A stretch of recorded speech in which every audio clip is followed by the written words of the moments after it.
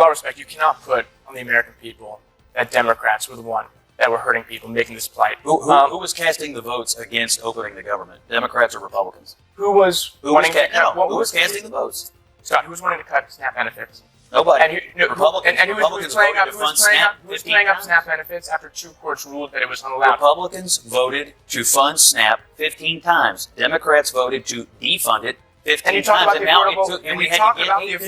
That was CNN's Scott Jennings dismantling celebrity Nepo baby Dylan Douglas in real time, not with outrage, but with hard facts. While Hollywood elites recycle rehearsed talking points, Jennings lays out the data showing how political grandstanding over the shutdown only exposed how broken the current system really is. Once sold as a universal fix, Obamacare has instead become a bloated bureaucracy for many families. Premiums have climbed, options have shrunk, and taxpayers are left carrying the weight of a system that still struggles to deliver on its promises. Jennings didn't just counter their argument, he unraveled their entire narrative live on air. Obamacare has been exposed as a complete and utter failure. We all know it now. Everybody admits it. The other thing that came out is that Democrats are willing to make people suffer. And you heard Democrat after Democrat today say, well, we just couldn't prolong the suffering. So they admit that their political tactics were designed to inflict suffering on the American people. We also learned about cynical politics in this. But the overall issue of health care is going to have to be dealt with because the system has failed. Everyone, I think it's bipartisan now, admits it. But I'm not sure that having Mike Johnson commit to giving billions of dollars to insurance companies for insurance that's not getting any better, it feels like it's getting worse to the American people, is going to make a difference. I could see Democrats and Republicans coming together to discuss that, like if we're going to spend this amount of money, should we be just giving it to insurance companies or should we be doing something else with it that would actually have a chance of making it feel like you could get seen by a doctor and get a better health outcome? But what we're doing now... It's incredible how long the media has been polishing this mess.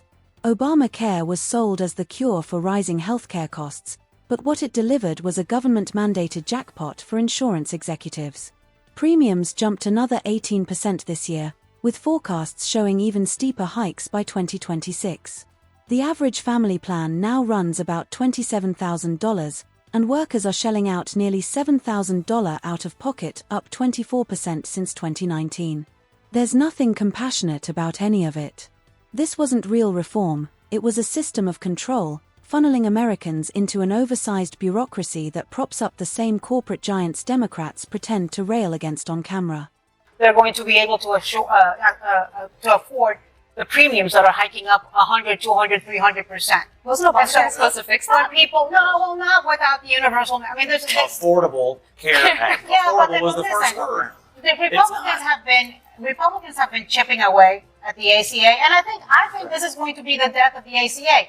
But it's also going to be the death of some Americans who don't go get screenings, who don't get diagnosed early enough in order to get treatment, who go in and instead of being stage 1 cancer are going to be stage 4 cancer. And we're going to hear horrible stories because Americans are going to choose to drop health insurance that they cannot afford. And we as a country have got to figure this issue out. At this point, affordable care is nothing more than a punchline.